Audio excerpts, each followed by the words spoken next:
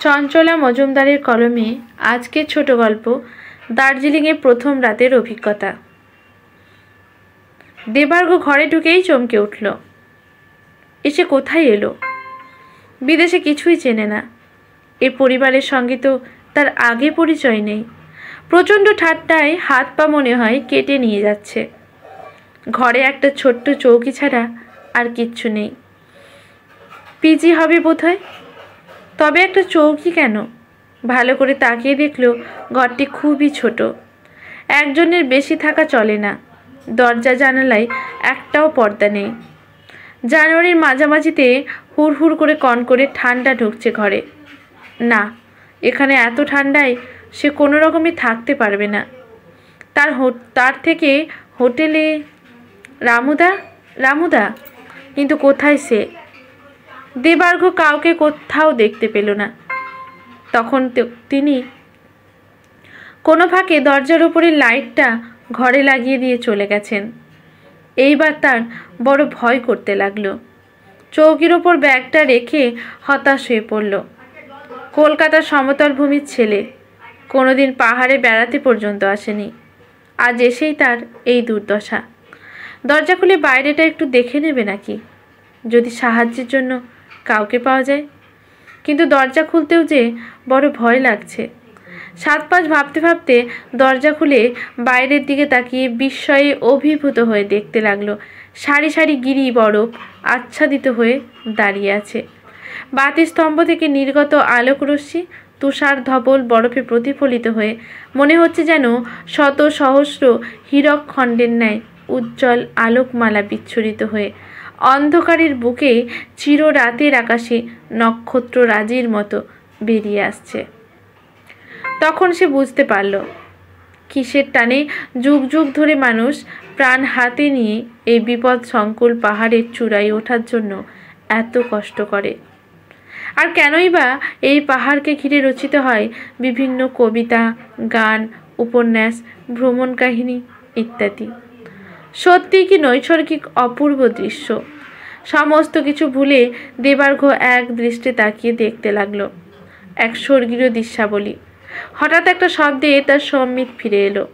সে দেখতে পেল তারই সামনে আগুনের ভাটার মতো দুটো চোখ জল জল করে জ্বলছে। জিহ্বা লক লক করছে। মনে হয় এক্ষুনি তার ঘাড় মটকে দেবে। সঙ্গে সঙ্গে সে দরজা বন্ধ করে দিল। আর পরক্ষণেই তার ডাক শুনে প্রাণ ধরে ফিরে আসলো। না, যা ভাবছিল তা নয়। ভগবান, বিদেশে এসে আরও কত বিপদে পড়তে হবে তাকে কে জানে। বড্ড খিদে ও জল তেষ্টা পেয়েছে তার। সারাদিন বলতে গেলে কিছুই খাওয়া হয়নি। কিন্তু ঘরে কোথাও এক ফোঁটা জল খুঁজে পেল না। তখন মনে পড়ে গেল তার ফ্লাক্সে সামান্য একটু ও ব্যাগে এক বোতল জল আছে। তাহলে খাওয়াটা কোনো রকমে চলে যাবে। কিন্তু চোখে মুখে তো একটু জল দিতে হবে। সারা রাত ট্রেন জার্নি করে 1:30টার সময় অফিসে এসে জয়েন করার পর আর তার খাওয়া স্নান করা কোনোটাই হয়নি। কিন্তু জল বের করে সে বাসনা আর ত্যাগ করতে হলো। ফ্লাক্সে সামান্য জল আছে, কিন্তু বোতলের জল পুরো প্রায় বরফ হয়ে গেছে। দেবার্ঘ তখন ফ্লাক্সে সামান্য জল দিয়ে বাড়ি থেকে আনা শুকনো খাবার খেয়ে নিল। কিন্তু কি শীত! বাপরে বাপ, এত শীত সে কোনোদিন দেখেনি। বাড়ি থেকে আনা চাদর ও সোয়েটার, মোজা, টুপি সব কিছু পরে শুয়ে পড়ল। কিন্তু কিসের ওপর শুয়েছে সে? 5-6টি উঁচু নিচু ফাঁকা ফাঁকা সরু তক্তা দিয়ে তৈরি ছোট চৌকি। সে চৌকিতে না আছে তোষক, না আছে গায়ে দেওয়ার কোনো কম্বল। কিন্তু খুব জল তেষ্টা পাচ্ছে। জল খেতে গিয়ে দেখলো ফ্লাক্সে আর এক ফোঁটাও জল নেই। তখন বোতলের জলটা ফুটিয়ে নেওয়ার জন্য উঠল। কিন্তু কি করে? কোথাও তো কিচ্ছু খুঁজে পাচ্ছে না। কি টিমটিম করে লাইট জ্বলছে রে বাবা! কিছুই তো ভালো দেখা যাচ্ছে না। এখন কি করবে সে বুঝে উঠতে পারল না। এমন সময় লাইটও চলে গেল। এবার দেবার্ঘ সত্যি সত্যি কেঁদে ফেলল। মা, দেখে যাও, বিদেশে চাকরি করতে এসে তোমার ছেলের কি অবস্থা। জল খেতে গিয়ে এক ফোঁটা জল খেতে পেল না। তারপর সে আবার শুয়ে পড়ল। কিন্তু এই যে কি প্রচণ্ড শীত! তখন তার বাড়ির কথা মনে পড়ল। শীতের সময় বাবা শোয়ার আগে আমাদের ঘর দিয়ে ঘুরে যেত। মা 2-3 বার এসে দেখে যেত ঠিকমতো লেপ গায়ে আছে কিনা। মা মাথার কাছে 1 বোতল জল রাখতে কখনো ভুল করতো না। তারপর কপাল থেকে চুলগুলো সরিয়ে 2 ভুরুর মাঝখানে আলতো চুম্বন করে লেপ ঠিক করে দিয়ে মশারি গুঁজে বেরিয়ে যেত। আমি ঘুমের ভান করে সবটুকুন আদর ভোগ করতাম। মা সর্বদা মনে করত আমি তার কাছে ছোট্ট শিশু। ভাবতে ভাবতে তখন তার চোখ দিয়ে টপ টপ করে জল পড়তে লাগলো। কিন্তু এত শীত করছে কেন?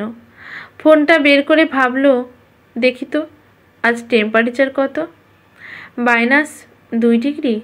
না, -2 ডিগ্রি হতে পারে না। আমি হয়তো ভুল দেখছি। তাই আবার ফোন দেখে যখন দেখলো ঠিক দেখছে, তখন ওর বেশি করে শীত করতে লাগলো। হঠাৎ তার এক মনীষীর কথা মনে পড়ে গেল। কোনো বইয়ে পড়েছিল, সেটা অবশ্য তার মনে নেই। তিনি বলেছিলেন প্রচণ্ড ঠান্ডায় সব কিছুকে জড়িয়ে শুতে হয়। দেবার্ঘ তখন ব্যাগ, সুটকেস সব কিছু জড়িয়ে শুয়ে পড়ল। ভোর হয়ে এলো। প্রকৃতির ডাকে সাড়া না দিয়ে আর পারছে না। কারেন্ট তখনও আসেনি। খুঁজতে খুঁজতে বাথরুম পেয়ে গেল। সেখানে বালতি, মগ সব কিছুই আছে, নেই শুধু জল। অতএব ওই কাজটি দেবার্ঘ একটি রুমালের সাহায্যে সেরে নিল। তার গাটা ঘেন্নায় ঘিন ঘিন করে উঠল। এখন প্রচণ্ড জল তেষ্টা পেয়েছে, অথচ সামনে 1 বোতল জল বরফ হয়ে আছে। বারবার হাত দিয়েও খেতে পারছে না।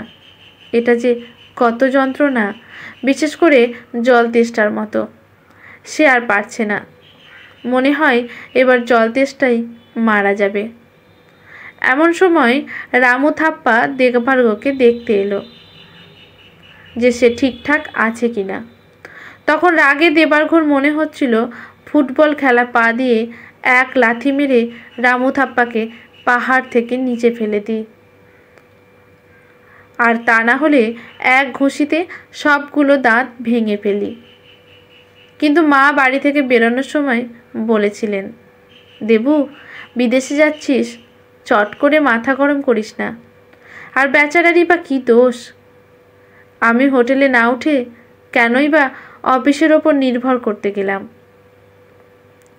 আসার সময় বন্ধুরা এমনভাবে বলল, অফিসে একবার পৌঁছতে পারলে থাকা খাওয়ার কোনো কষ্ট হবে না, অফিস থেকেই সব ব্যবস্থা করে দেবে। সেটা যে এত সুন্দর ব্যবস্থা হবে আগের থেকে বুঝতে পারিনি। রামু থাপ্পাকে দেবার্ঘ বলল, তুমি কোথায় রেখে গিয়েছিলে যে আমি 1 ফোঁটা জল খেতে পাইনি? কোথাও একটু জল নেই, কারেন্ট নেই, দরজা জানালায় পর্দা নেই, -2 ডিগ্রি টেম্পারেচার, এই ঘরে থাকা যায়? রামু বাংলা বলতে পারে না, পারলেও একটু আধটু বুঝতে পারে। সব শুনে বুঝতে পারল এখানে সাহেবের খুব কষ্ট হচ্ছে। এইভাবে ফেলে রেখে যাওয়া তার উচিত হয়নি। যদি কোনো দুর্ঘটনা ঘটে যেত? তখন সে বলল, মালাই মাফ গাড় দিনু होला স্যার, गलत भाव। হোটেল মে জায়রা, ফ্রেশ ভাই। ওর এই দুর্বোধ্য ভাষা শুনে দেবার্ঘ কিছুই বুঝতে পারল না, কিন্তু আকারে ইঙ্গিতে বুঝতে পারল তার কাজের জন্য সে ক্ষমা চেয়েছে এবং তাকে এখন হোটেলে নিয়ে যেতে চাইছে। তাই চলো। অবশেষে হোটেলে গিয়ে দেবার্ঘ গরম জলে স্নান করে স্বস্তির নিঃশ্বাস ফেলল। আজকের গল্পটি এখানে সমাপ্ত। ভালো লাগলে লেখকের প্রতি শ্রদ্ধা জানিয়ে একটি কমেন্ট করে যাবেন। লাইক শেয়ার করে পাশে থাকবেন। ইউটিউব থেকে দেখলে চ্যানেলটি সাবস্ক্রাইব করে বেল নোটিফিকেশনটি অল করে দেবেন। ফেসবুক থেকে দেখলে পেজটি ফলো করে রাখবেন। যাতে গল্পের ভিডিও পোস্ট হওয়ার সাথে সাথেই নোটিফিকেশনটি পৌঁছে যায় সবার প্রথমে আপনার কাছে। ধন্যবাদ।